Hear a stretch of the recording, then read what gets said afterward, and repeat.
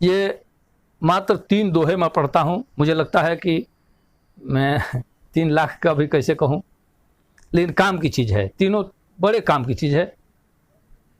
कैसे बन गया है नहीं कह सकता हूँ। कि 3 गुरु संसार में कुकुर कुचरा काग। कुछ अनुभव की भी बात है, कुछ सुनी गई भी बात है, आप भी आजमाइएगा। 3 गुरु संसार में कुकुर कुचरा काग, जे इनसे ना सीख ले ओकर महा अभाग। कुकुर में देखी भले अवगुण बा कुछ एक, सेवक संतोषी हवे लम्हर गुण विवेक।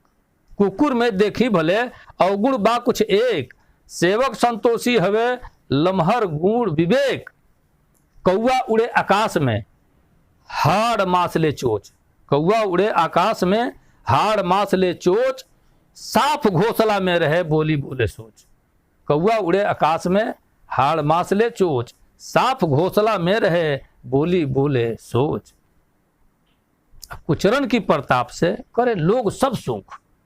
कुचरन की प्रताप से करे लोग सब सुख, अवगुण के उल्टी करे आ गुण के लागे भूख।